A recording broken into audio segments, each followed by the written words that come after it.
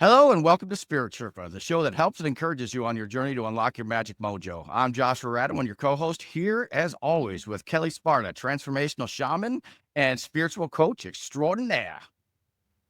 Try.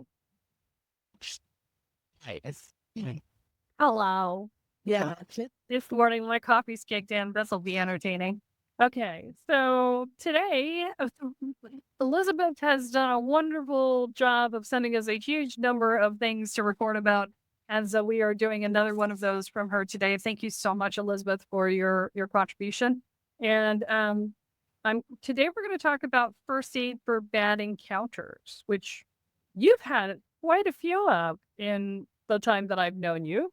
that's very funny, Kelle. Just air it all out there for everybody to see. Not like you got. Very true. I love the validation of my victim, Kelle. You know this so well at this point in my journey. It is. No. Then you know what? We've all had bad encounters, right? And that's everything from, the toxic person that you've been interacting with to the demon or entity that came at your face, right? And so, and the wide swat in between, right? And so, each of these has an impact on your energy field and how do you take care of it? So first thing, I want to talk about the types of encounters that we've had, right? Because one of the other things Elizabeth said is that she appreciates when I tell stories about how I screwed up. No, well, we got loads of those. Let's go. Oh my gosh, so many of those, right? It's like, here's how I screwed up, and there's how I screwed up, and here's all the places where I didn't do it right. Where do you think where's all that wisdom come from, Kelle? Yeah, where does wisdom come from? All the way screw up. I think I literally used to have a podcast called Magical Muck-Ups. I got a friend who's a higher up in the Oneida tribe, in Wisconsin. He's, you're on your way to becoming an elder, because to be an elder, it means you did a whole bunch of dumb shit and figured your way out. I was like, oh, great. Exactly. How many things do we screw up and how much can we learn from the screw-ups? That's the key, right? Father wisdom. Yeah, it's like that. Anyway, so, all right, pick one of yours and I'll pick one of mine. So do you have one in mind? One in mind? Oh, wow. Let me just go through the Rolodex room. So recently I had a relationship that I stayed in way too long. All of the signs were there. And, I even kept getting the visual of two apples in a dish and, one being filled with mold and then it's spreading to the other one. Right. And this had been coming up for a long period of time. And I chose to ignore it because I thought that I could, with all of my spiritual knowledge and know-how and my ability to transform anything, with just the energy of unconditional love, all would be fixed. It was not. It was a universal lesson in learning to let go, which I just happened to be wearing the "Let That Shit Go" t-shirt today, which is Coincidence. So, not. Yes. But there was so much built up toxicity, and it was so interesting because I was in Panama at the retreat when I started to really understand the full scope of it. It was actually when we were on the chocolate tour. I saw a giant octopus in the concrete building that they were building just a few places down. And I went back and looked at that totem, and it talked about, I was very upset, I'm a Scorpio. So one of the shadow archetypes of my nature is revenge. So I'm aware of that, but I'm past the point of really like externalizing it. But that doesn't mean that I didn't allow myself to fully feel it and just hold it in so tight that and it was octopus that taught me, one of the things that happens when an octopus is angry or scared, what it'll do is it'll send out ink. And then if it doesn't leave the area, it will die. So, it was very, very, telling of what was happening. But, since I stayed in that poison for so long, my field was toxic as shit. I went into the dark night of the soul. I was not in a mentally, I don't think anybody's really in a great place when all of your egoic structures fall in the matter of a day or two. But, my field was just, I couldn't seem to patch up holes. It was like the Dutch boy, with the finger in the well all over. Like, I can't do it. I was like, there's no, I'm out of fingers, I'm out of hands, I'm out of toes. And that's because I allowed something in my field for so long. And this is when you talk about the clue by four, right? Like the universe gave me so many outs. So like, yeah, this isn't going to change. It's only going to get worse. And I was like, absolutely not. It can be fixed. And that's what continued the toxicity though. I mean, I allowed myself to seep in more and more of that poison, and I was just ignoring the inevitable. So And this is the challenge when we refuse to accept that the other person has sovereignty over themselves. Right. It's like they have to make the choice to make their decisions to move forward. And if they don't, then there's nothing we can do about it. Right. So, but that's we've all been there. We've all gotten trapped in our egos. I can't even tell you how many times I've gotten trapped in my ego. It's terrifying. Uh, that is a tougher box to get out of. We've been talking about boxes a lot. it really is. Oh my God. I mean, my perfectionism, right? I was so big on perfectionism and being of service through being right? That was my big thing all the time, right? And so for me, it was about being able to see where somebody would be, see their higher self and say, oh, I could hold that vision for you until you can step into it and all this. And I'm like, what I didn't realize is that when I was holding that space, I was inherently telling them that they're not good enough now. And it took me forever to figure that out. And the thing that Kathy told me, which was, when you try and force somebody to see something that they're not ready to see, you inoculate them against ever seeing it in the future. And I'm like, so I'm doing damage with the thing I'm doing to try and prove I'm lovable? It's a really tough lesson because it often shows up in the people you're absolutely closest to. With the people I work with on a one-on-one or group basis, like there's a healthy, a healthy boundary there. But it's often, like you always said, our closest relationships are the greatest workshops of our life. And Oh, okay. if Well, that ain't true, they're also the most toxic places most often because, you think, well, you're my partner or you're my best friend. You'll put up with me being toxic in your direction, which is not okay. Those are the people you should least be toxic with because you love them the most, right?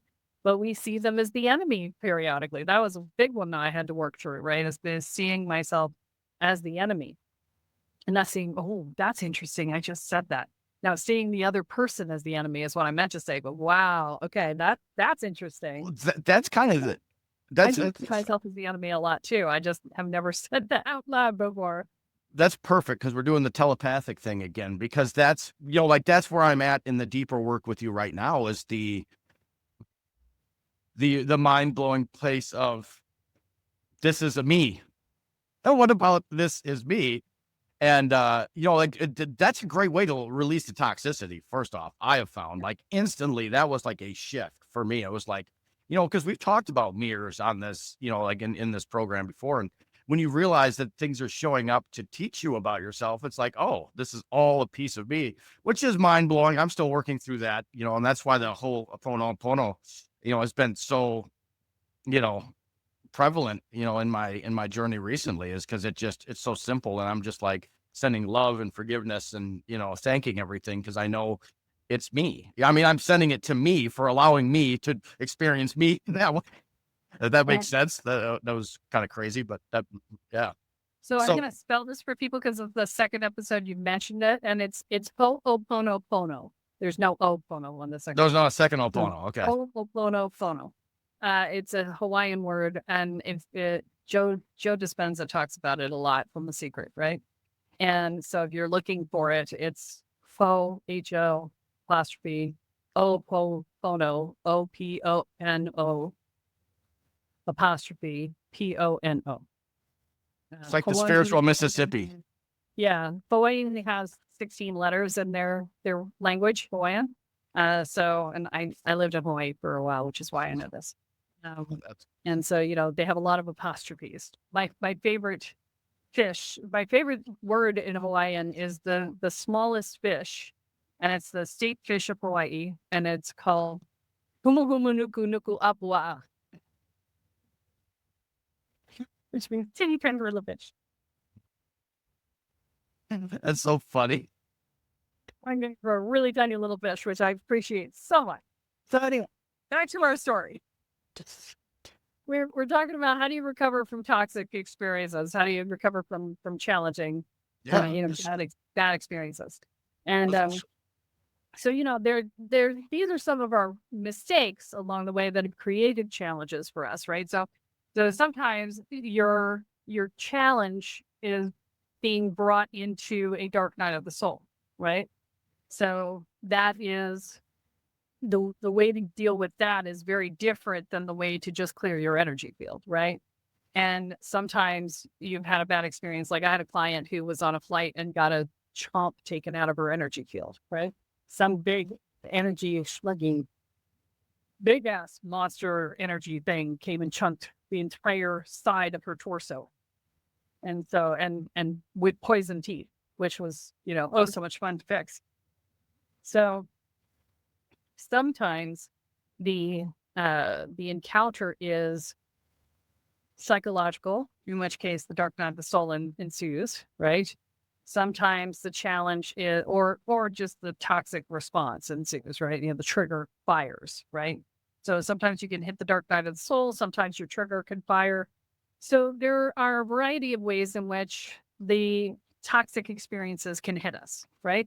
And so the experience can be it can trigger a dark night of the soul if we're on that precipice anyway, right? So we get triggered and we're right at that point of preparing to deal with an ego death. It can roll us straight into the ego death, right? Or it can just have a response to a trigger, right? We can be like, oh, all right. And this is why we work on removing our triggers, is so we don't have that problem, right? And it could mess with our energy field, much like the client who got the chomp out of her side, right? It can create toxicity and challenge in the energy field. It can create, we can create that toxicity if we are not letting go of an ex or something like that we have as empaths mixed our energy field with. If we haven't filtered our energy out of their field and filtered their energy out of ours, we have not fully let go of them, right? And so, and then there's just the general overall ick that we get from having an experience with somebody who is toxically afraid. We also can have a physical response. So I'm thinking about yesterday, I was sitting in my chair with my dog and I had him in my lap. He's a big dog. I had him in my lap because we were having a thunderstorm, as we have all the time here in Panama. And he was shaking like a leaf. He was terrified. And so I was just giving him physical comfort. But however, I wasn't worried about the thunderstorm, but my body was responding to his body's tension and panic. And I was finding myself getting tenser and tenser, despite the fact that I was trying to give him my peace. And so I had to do a vagus nerve reset for myself in order to be able to bring my body back down into a peaceful state to be able to help him to calm down. Right. And so sometimes it's a physical response because we entrain energetically and physically with the people around us. And if you don't recognize that term, if you go back to the beginning of the podcast, I did an entire podcast on entrainment in the first year. So it'd be really close to the beginning. I think it's in the first 12 episodes. Okay. And so there's lots of ways in which we can get off course on our energy and our spiritual work, right? So how do we get back on course after we've had a toxic experience, right? So the first thing to deal with is the dark night of the soul, right? And Let's just get that out of the way. Let's just yeah, it's a little dark night, the hard one first, right? So the hard one is, dark night of the soul. The only way out is through the middle, right? So it's like Eckhart Tolle, he said it's really simple if you just listen to Eckhart, it's like your suffering only lasts as long as your attachment to your former self. I'm like, oh, thank God. That's all summed up right there. We're done. Go gadget, exit. Yeah, profound things, but often not easy things, right? It's easy things. Yes. So, there's this thing of, and I don't remember who said it, but when you're going through hell, don't stop, keep going, right? It's straight through the middle. And, there's no dilly-dallying around. Well, you can, but it's not good for you. So how about not, right? So stay focused on the goal and get yourself to the other side and let go of your old self, right? That's the key. And part of the way that you do that is by helping yourself to define your new self. Unless you're doing foundational deconstruction, in which case you don't do that and have to wait for it to align unto itself again, because otherwise you're going backwards. And that's Guess what my next lesson is in Woo You? foundational deconstruction. You're welcome. Yeah. I'll love you later. I love you all. I'm still here, baby. Still standing there. I know. That's my theme. That's so funny. That's been my theme song for Dark Night of the Soul Walkabout. That is, I've been on that Elton John kick the whole time. That is so funny. That's terrible. Okay. So, yeah, my whole life has a theme song. So, to moment to moment. So, yeah, I used to actually say it all out loud when I was in the magical house because we were a house filled with musicians and performers. And so, we would, no song cue would go on, no song cue would ever hit the floor, right? Go unmet. So anyway, the next step is the trigger, right? So let's say you got triggered. Well, so first thing, remove yourself from the situation that is triggering you. And then, which is often, I have to go to the bathroom, right? I'm a big fan of I have to go to the bathroom. Nobody's going to follow me in the freaking bathroom, right? Hopefully. And then I'm just going to be like, okay, I'm going to be with myself and figure out what's going on. I'm going to calm myself down before I respond from my triggered place, right? Because when we respond from triggered places, we go, and I'm a Scorpio too. That's bad. It is bad. You should really not cross us in our unhealed. I mean, like even in my healed state, I don't recommend it. It is a lot of work to release that. That is part of the operating system, especially when you're fighting for your power that you so freely gave away. You're like, I don't take it all back and then some. You can't grab it, it's mine. And we, completely unaware of the fact that we're the ones who handed it over and we can take it back any moment. We don't have to fight for it, right? Right. Yeah. Anyway. All the things. Yeah. So, yeah. So your job is to get to a more calm state before responding to whatever created the trigger, right? That's that. And then once you can get yourself past your own stories that are happening in your head, and that's what's causing the trigger is you're telling yourself a story about the experience. Experience is what it is, but you're making it mean something. And whatever you're making it mean pisses you off. That's why it's triggering. And either pisses you off or it makes you feel bad or it makes you feel worthless or whatever, right? And so, it's your story, change it. Right? And then we go to calming, right? So vagus nerve reset, you can Google that, it's everywhere, right? And then the clearing your energy field, which is just imagining your energy field and imagining the white light coming through your energy field, just clear your energy field and just have it pull everything out that's stressful or tense. And then grounding and get yourself, even the tree meditation would be good at that, right? Absolutely. Ground and center, right? Grounded and sky, earth and sky, and you in the center. So all of these things, and then brings you back to a stable state, and then you can come back out of the bathroom and engage. I think the number one thing for me is just recognizing that I created it. So it's up to me to release it. And because you know me, I love, we alluded to it at the beginning, but the victim mentality is how I toxicize, my field. And that's what that has been the MO. And that's been the latest lesson in regards to that is like, I continue the cavalcade of thoughts, which I can change if I so choose to acknowledge the imprint that I've created. That is, I always see it as like a little disc that has grooved something in me. And that, no matter what I do, I can't get off it. And this is, I am so righteous in my anger and everybody must feel this. And you were wrong. And I didn't do anything to deserve this. And, that loop is just like, you can almost see it like cloud down, right? Like it's dark, dark, dark, dark, dark. Not the fun dark either. This is the ick dark, the black cloud of sludge. the righteousness gets you trapped in it, right? Because it's like, I have a right to this. It's like, yes, you have a right to talk to fire field as much as you want. Enjoy. Enjoy. When you're done, let me know, and I'll be happy to help you get out, right? Because Right. until you decide that you're done creating your own misery, no, like, and I hear it, it's like, no, they created my misery. No, they did something to you once. You have reinforced it and created your misery. There's a difference, Right. right? And I don't even care if they did it 50 times. They're not doing it right now. And if they are, why the hell are you still there? Right? So that's you're still in the environment. You're still in the experience. And therefore you're the one creating your experience, because if it's active that they're doing it to you, you haven't left. If it's not active that they're doing it to you and you're still in the energy, then you're creating, right? So all of that, right? And it's like, well, but there's a need for revenge, a need for comeuppance, a need for karmic response. And it's like, you know what? That is not your responsibility. That's not your job. Your job is to have your experience in your life and to choose it, and to choose it wisely, right? And that's just the way it is. So, um, so coming back to how do we get out of toxifying, right? So the key is to work on your triggers so you don't have that problem, right?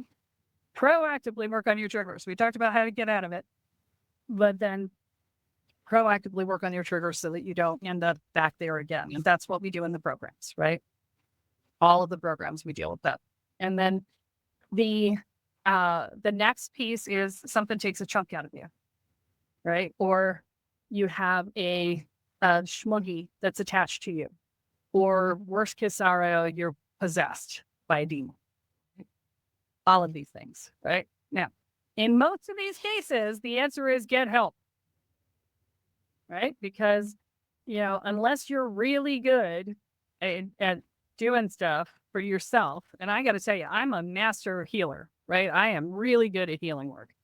I do not do work on myself. I'm just not good at it. I ask for help on that, right? Because I'm already sick, or I'm already, in this case, in the case of my client, poisoned with a chunk out of you. How are you holding your full energy field if you've got a chunk out of it and you've got energetic poison spreading through your system? You're not fit to be a healer at that point. You need to go get help, right? And so, if it's a smuggy hanging on, sure, I can yank that thing off. If something's come in and possessed me, well, we got bigger problem, right? Because once it's in, getting it out is very difficult, right? Keeping something from coming in is something you could absolutely do yourself, but getting something out once it's already in, that is a huge project and much easier to just ask for help, right? So that's the answer to that one. Get help, get somebody else to do the work for you. Okay. And then once they've cleared it, then you can start doing some work to tonify and equalize your energy field, and, do some, meditation would be good for getting yourself into it, and presence practice to get into your body, and, all of that. But, then it's tree meditation to get your energy connected to earth and sky again, and all of those things to just get yourself back to baseline, right? And then what was the other thing? I had a list of them. I made them up as I went, so I didn't write them down. Brain. So we were looking at energy. Help me, Josh. The toxic energy release. We talked about, yeah. The partners being in partnership? Mhm. No. Yes. Okay. Yeah. And So the separating of energies from, for empaths. yeah. So separating your energy, and we've gone over this in the podcast before, but very simply just filtering your energy out of your partner and their energy out of you so that you can separate from each other and let go, right? And then, anything, did I say something else? Oh, toxic people in general, right? If they're in your environment, get them out of your environment, right? You didn't, and this again, we go back to Ho'oponopono, right? Which is the, releasing from yourself the thing that is allowing this person to be in your field. So if they're in a place that you can't get away from them, like at work, right? Where you're working and they're another employee in your job, then you are working on the part inside of you that has drawn the toxic person into your field. And you're releasing the energy of that part of you. And you will find that that person either changes or leaves, or you get a different job, right? Something happens that they're not in your environment anymore, Or right? you can plant drugs in their car. I'm just kidding. I think and do that. I'm just kidding. I just want to see Kelly's face. Oh my God. I love you. It's so funny as I'm watching a show called Being Erica on, I think it's Prime. And in the premise of the story is that she's having a miserable life and she writes down all her regrets, and this magic therapist sends her back in time to change the things that she regrets in her life.